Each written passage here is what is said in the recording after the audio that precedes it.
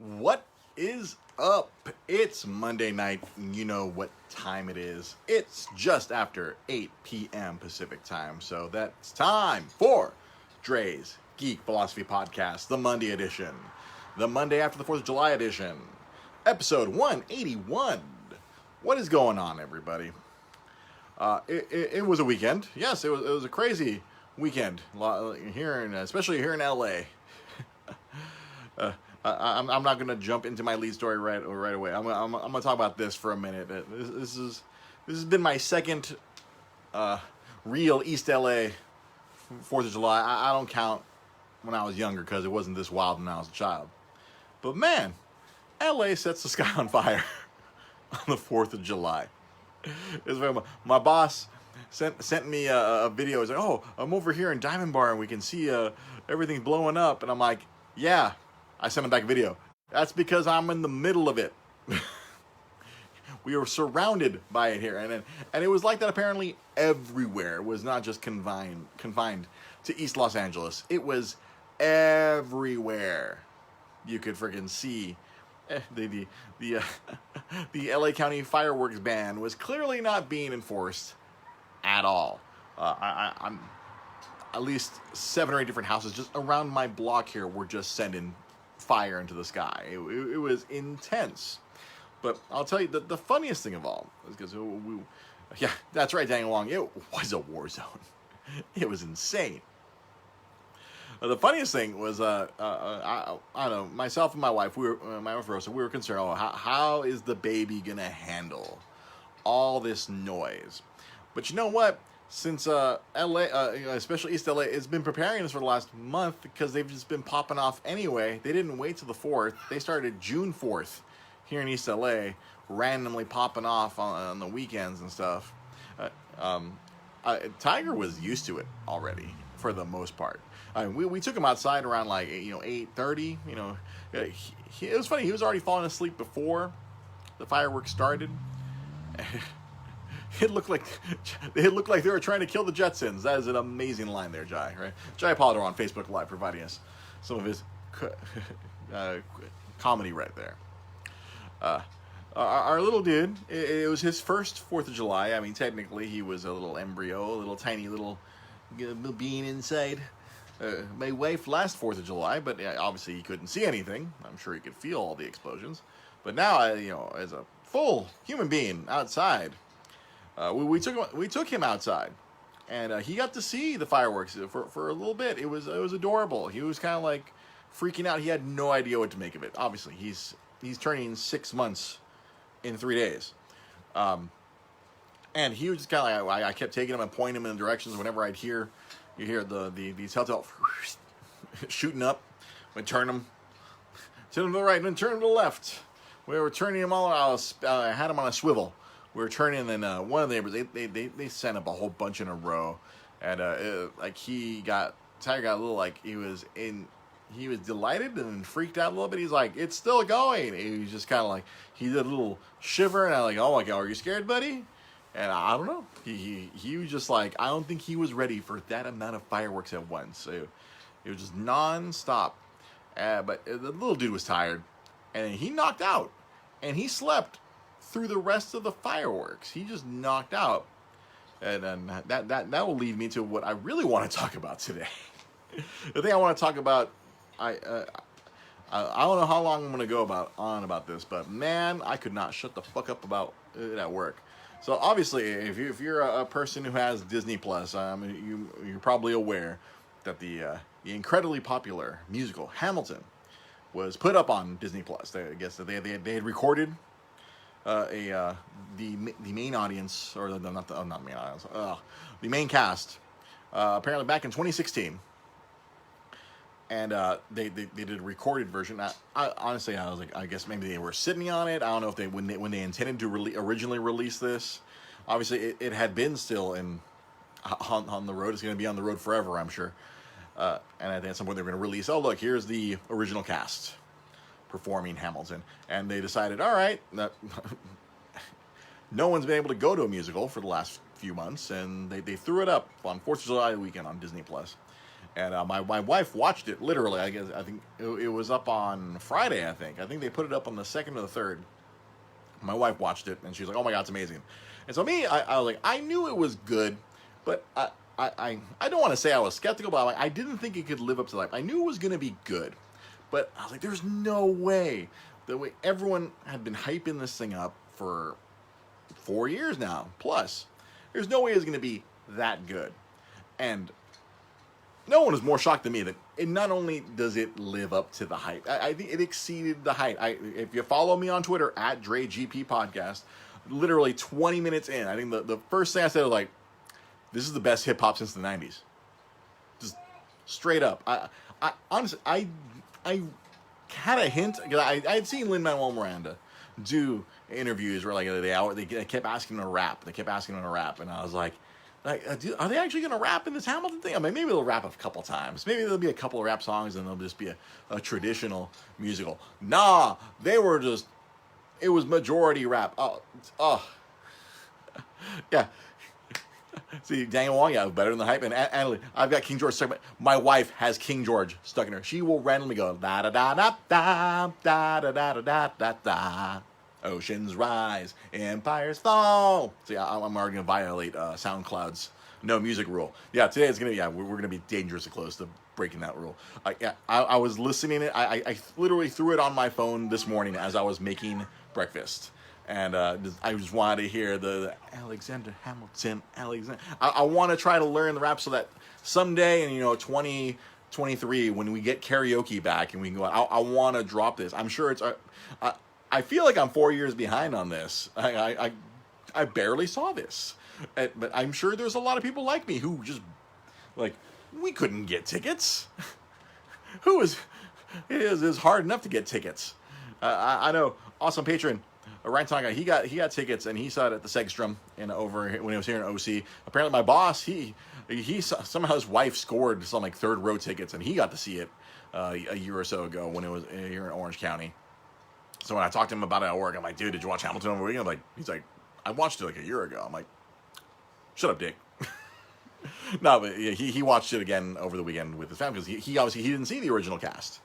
So he wanted to watch it with the original cast as well. Him and his family, they threw it down. Apparently his kids have been listening to the soundtrack for a year. His kids have been memorizing the song. So the next time his boys come to work, I will totally be asking, like, "Yo, drop some bars.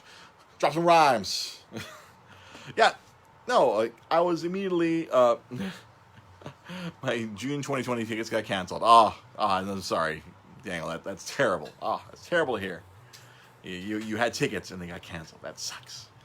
But I think that the positive, the silver lining is like now everyone can everyone who has access to Disney Plus can see how this thing is freaking amazing. It's, like I can't stress enough. This is the best hip hop I've heard in forever. I have not heard lyrics this strong, this powerful, this meaningful since Rakim.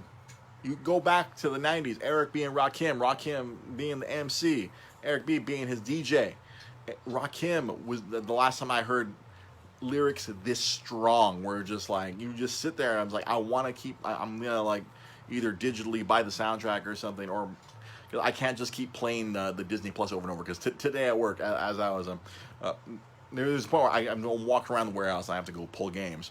I literally just opened up Disney Plus again on my phone and just left it on my cart and I had it playing.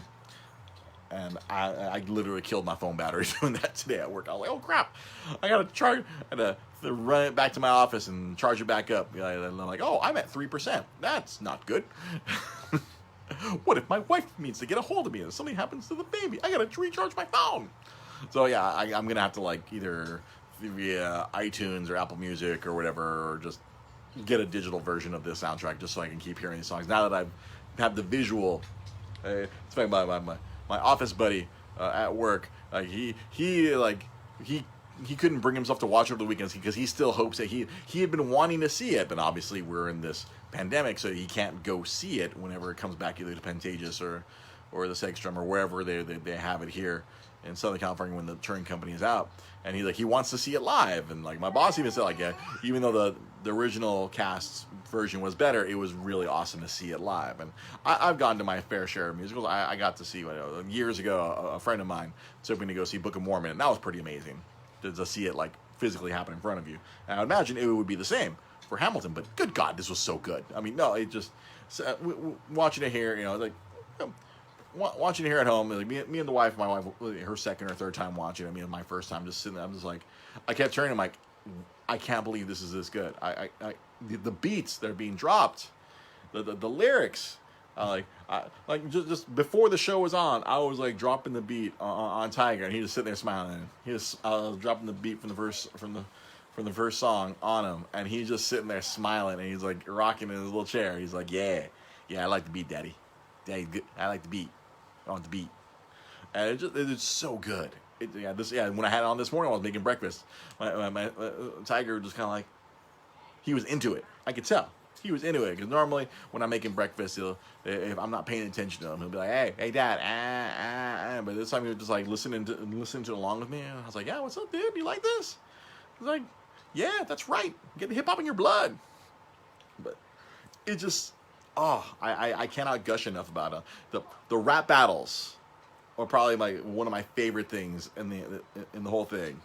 Just like when they kind of like George Washington dropping the Jay-Z lines.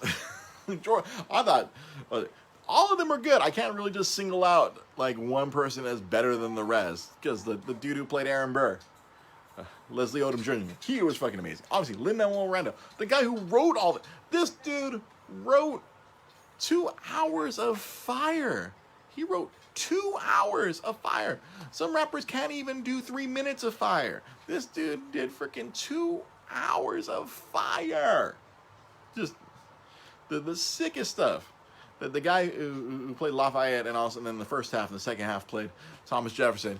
He was awesome. Yeah, the King or Lafayette. Yeah, Lafayette is freaking David Diggs. I was doing, as we were watching, I was just doing research on all these performers, all these original cast performers, because as people were telling me, oh yeah, now they're all famous now after that original run. It's freaking amazing. Just yeah, and then, yeah, of course, King George, just too much. My wife chiming in. She can't decide.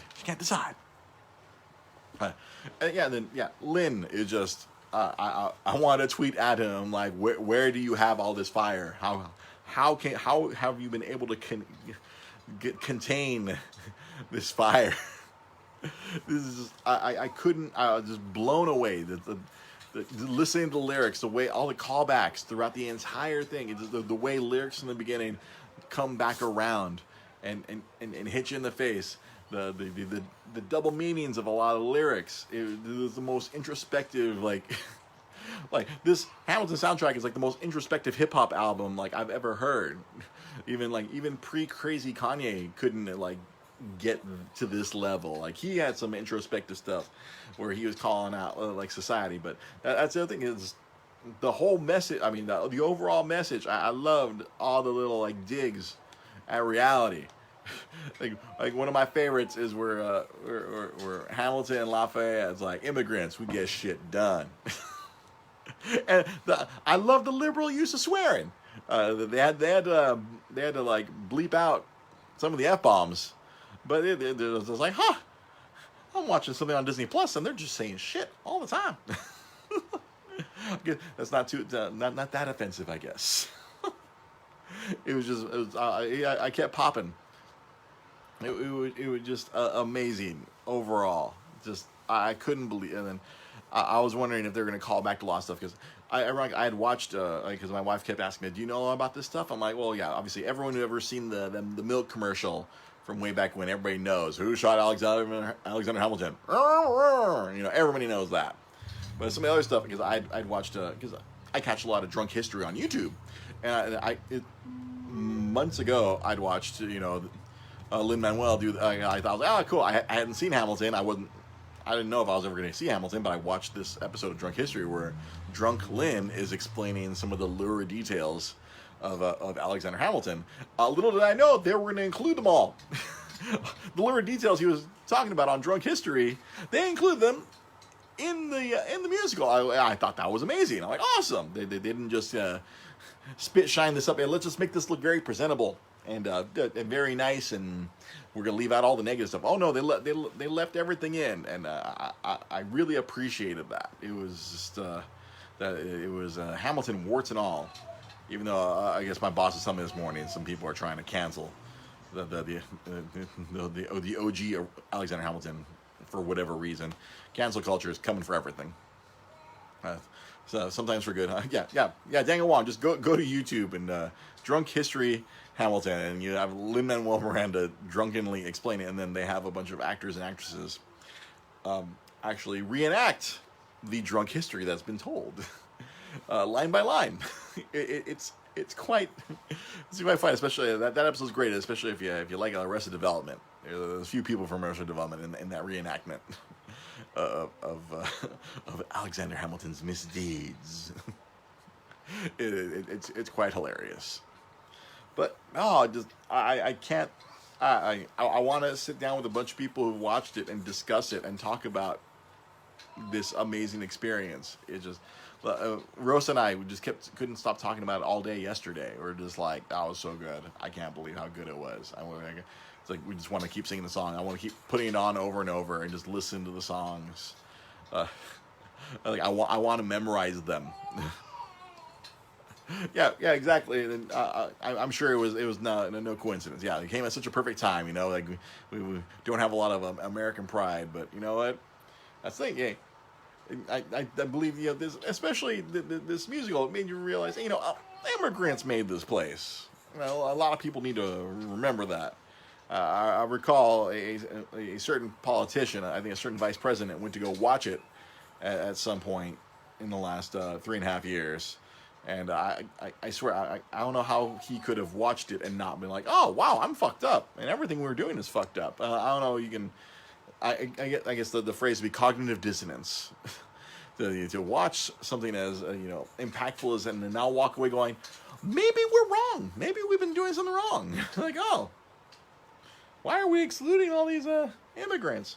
Nah, that just it just amazing. Just I loved it so much. It's like.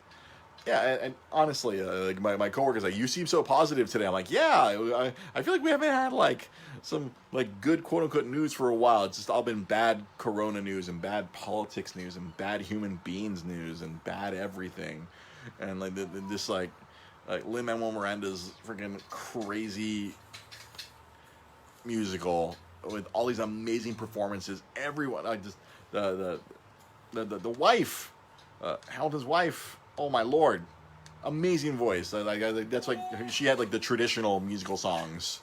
Although when she was beatboxing for her son, I thought that was the cutest thing ever. That was just too cute. Like the son is dropping rhymes on his dad, and then mom's just back there.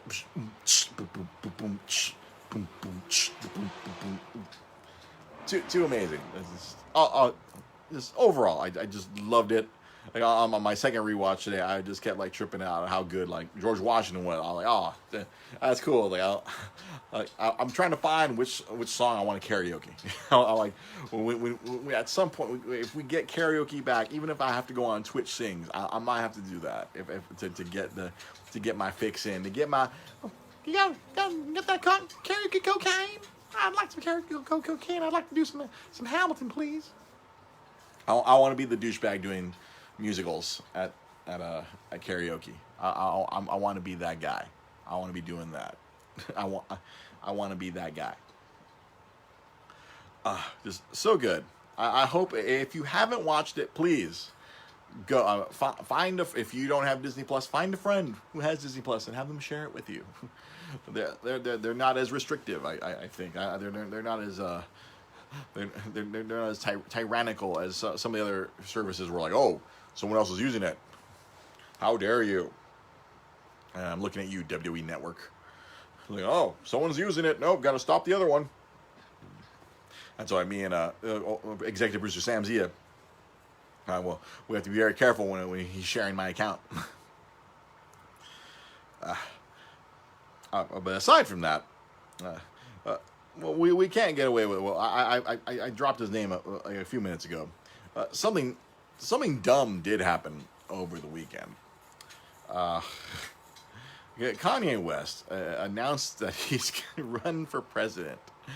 I don't think he got the memo that it's a little bit late for that in the process for him to run as independent. So I'm going along with the theory that there's an album cycle going through. He's gonna probably be releasing an album in the next 2 to 3 weeks, and I'm sure he's using this as a promotional tool. I have a feeling that I'm sure the album will even be something politically themed to go along with this, Kanye 2020, and of course I love the conspiracy theories like yeah, he's a secret agent for Trump. He's gonna split the millennial vote. If there are people who are going to throw their vote away, if he even does register, or if some dumb people decide to write his name in come November, those votes weren't going to go anywhere useful anyway, honestly. I can't. This is how far we've all. I think honestly, the most terrifying thing of that is not. The most terrifying thing of that is not Kanye as president, because we've had Cheeto Hitler for the last 3.5. I think the most terrifying thing of Kanye president would be First Lady Kim Kardashian. That sent chills down my spine. Just the thought of it. I know it's not going to happen. Then again, we didn't think we'd get President Cheeto either, but logistically, it's not going to happen. He can't register as an independent, and we know independents don't make it in this business. But just the thought of, there would be a portrait of Kim Kardashian hanging in the White House. Just, the political scientist, that was my major. That's the degree I got in college. That's what I studied. It just nauseated me. Just the thought of that. Just, no. It's like, I would imagine Vivid Video would be like, guess what? We have a new reissue. The First Lady takes it in the rear. Just, they'd be all over it. I'm sure of all Vivid would be more than happy to take advantage of that, if that were the case. Just insane, I tell you. What is this world coming to? I needed a musical to make me feel better for a good while after all the insanity that's been going on everywhere else. Just what can I say? Poli-sci for life. Yeah, just like, yeah, because you'll know this inside reference. I wanted to go be another Mr. LeBeau. That was the intent. I wanted to go be another bald poli-sci teacher tormenting students with the power of government. that was the original intent.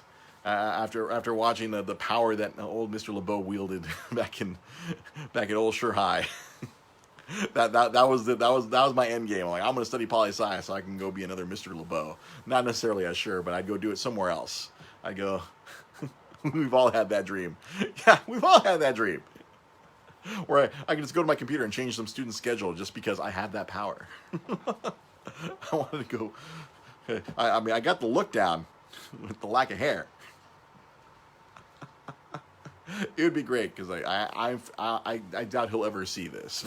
I'm Facebook friends with him, so he could potentially see this. It's highly unlikely. We're talking about like less than 1% that he'd ever sit and get far enough into this nonsense of what I do to see like, what? I inspired old Trotsky into wanting to be a political science teacher. So, he used to call me Leon Trotsky back when I had hair. I apparently looked like a Russian politician from way back in the day, and I was called Trotsky for an entire semester. And I didn't get the joke until he opened a book and showed everyone, look, he looks just like him. And you know what? He wasn't wrong. You go Google Leon Trotsky and you'll see High School Dre right there. Back when I had hair. But clearly, the hair has abdicated from the Union. It is seceded and moved south onto the chin. Yeah, you know what? This, you know what? You're right, Daniel. This would be the episode that he would be able to watch. Broadway and politics. I mean, It's right up his alley. Don't at him. I'm sure someone else will. Don't at Mr. LeBeau. I'm sure he has better things to do than watch one of his former students be a jackass on the internet. But you know what? Speaking of which, that's it for today. We're gonna wrap this thing up real early. We like I said last week. You tried to tag him. Let's wrap this up. There's a young man over there who needs me. He is smiling at me right now. I'm stuck in his baby tractor beam. He is gonna pull me into his cuteness. I have to go spend time with my young man, my little boy. You're happy to see Dada, aren't you? Yeah, you are. Yeah, my big man. All right. So as always, make sure follow me on Twitter. Like I said, I've been tweeting ridiculous things. Follow me at DreGP Podcast. That's on Twitter. That's on Instagram. I've actually been Instagramming a little bit more. Yeah, haven't I, Tiger? Yes, I've been Instagramming. I want to put more pictures of you with the tiger emoji of your face. that was fun when I did that the other day on Father's Day. That was fun. Make sure. We'll be here back every Monday. Yeah, we're tightening these things up. 30, 40 minutes at most nowadays. I want to until I can bring back on a guest. Flying solo, it's hard for me to go on about an hour unless I'm like super crazy passionate about a video game or something. And also, I can't bear to be away from this young man. This little guy. I've been away at work all day. This guy wants to be in Daddy's arms. I can see it in his little eyes. He's reaching out to me. So, thank you for watching. As always, if you want to support the show, make sure you like, share, follow, all those things. If you really want to be a super supporter, like Daniel Wong, like Art Solorio, like Ryan Tanaka, check us out, patreon.com /Dre Geek Philosophy Podcast. You can donate there to help us pay for all the hosting and all the podcast equipment here. I will eventually need to replace some things here and there. But yeah, primarily it's the podcast hosting. Right now, thanks to our current 3 patrons, I think we're going to be covered for the podcast hosting for a good while. But if you want to help expand, if any of you want to contribute financially, it can even just be $1 a month. That's it. And then you can help us out, and then I can do more stuff with the show. I can get a green screen and put it behind me. And then Tiger will be like, "What is going on, Dada? What are you doing? What is happening with this green screen nonsense?" All right, thank you for watching. We'll be back here next Monday night. Where I'm going to find time someday when this kid gets older to do more content beyond the Monday night. But stick with us. I appreciate those of you who come here every Monday night and join us for this nonsense. All right, have yourselves a good night. We'll see you next week.